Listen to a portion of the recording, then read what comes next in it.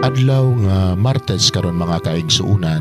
Petsa 22 sa bulan sa Pebrero tuig 2022. Ato karong gi sa ulog ang kapistahan sa katedra ni San Pedro. Ang pagbasa kinutlo gikan sa Ebanghelyo sumala ni San Mateo kapitulo 16 bersikulo 13 ngadto sa 19. Unya miadto si Jesus sa yuta duol sa lungsod sa Cesarea Filipo ug didto nangutana siya sa iyang mga tinunan. Sumala sa mga tao, kinsa man ang anak sa tao? Sila mitubag. May nag-ingon ka siya mao si Juan nga magbubunyag. Ang uban nag-ingon nga siya mao si Elias, samtang ang uban nag-ingon nga siya mao si Jeremias o laing propeta. Si Jesus nangutana kanila, apan kamo, unsa may inyong ikasulti? Kinsa man ako? Ug mitubag si Simon Pedro, ikaw mao ang Mesiyas, ang anak sa Dios nga buhi. Giingnan siya ni Jesus, bulahan kagayod Simon nga anak ni Jonas. Kay kining maong kamatuoran wala moabot kanimo pinaagi sa bisan unsang tawhanong pamaagi. Ang imong amahan nga tua sa langit mao ang naghatag niini kanimo. Busa sultihan ko ikaw. Ikaw si Pedro og ibabaw niining bato. Tukuron ko ang akong simbahan og bisan gani ang kamatayon dili gayud makabuntog niini. Ihatag ko kanimo ang mga yawi sa gingharian sa langit. Ang imong idili dinhi sa yuta, idili usab didto sa langit, ug ang imong itugot dinhi sa yuta, itugot usab didto sa langit. Mga igsoon ang Ebanghelyo sa Ginoo. Daygon ikaw o Kristo.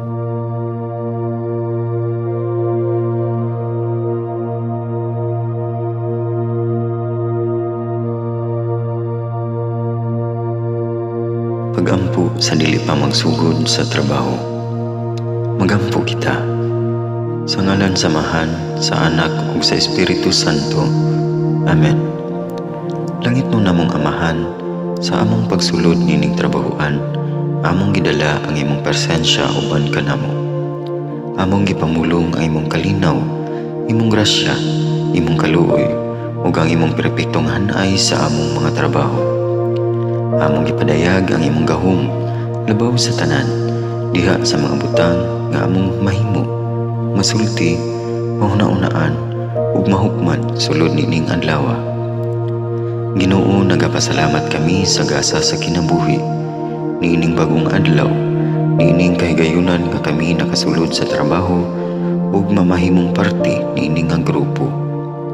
Salamat sa mga gasa nga imong gitugyan kanamo. Hamong gamiton kini diha sa pagimaya kanimo. Hatagi kami sa kusog ug kadasig sa pagbuhat sa among mga trabaho. Panalangini ang among mga proyekto, mga ideya ug kusog.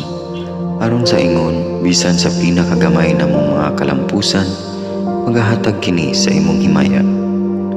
Ubani kami Ginoo sa among pagtrabaho nining adlaw. Puna kini nga lugar sa inspirasyon ug kusog.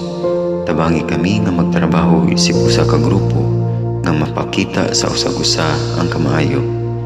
Himuha kami nga maayo nga makabot namo ang mga butang nga kinahanglan namong buhaton. Himuha kini nga lugar nga puno sa kalipay ug panagihigalaay.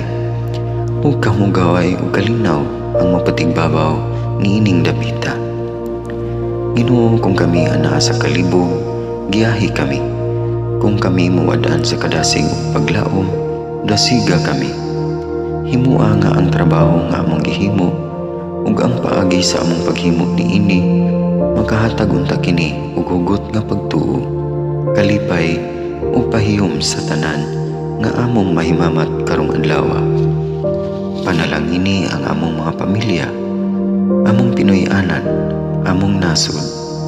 Himua nga magmatidud-anon kami sa pagtagad ug pag-amuma sa kalikupan ug sa tanang may kinabuhi diha sa pagbuhat kanamo sa pagkabuot sa imong pangandoy alang sa hustisya ug kagawasan. Ug Ginoo, sa among pagbiya nining lugar, tagay kami sa imong panalangin ug kaluoy sa among pagbiyahe. Panalangini ang among mga pamilya ug Pinoy-anan nga anaon ta sa maayong kahimtang sama sa among pagbiya kanila. Ginoo, salamat sa tanang butang nga imong nabuhat, sa tanang butang nga imong gibuhat, ug sa tanang butang nga imong buhaton pa. Sa ngalan ni Jesus, among giampo diha sa tumang pagigugma ug pagpasalamat. Amen. Sa ngalan sa Amahan, sa Anak ug sa Espiritu Santo. Amen.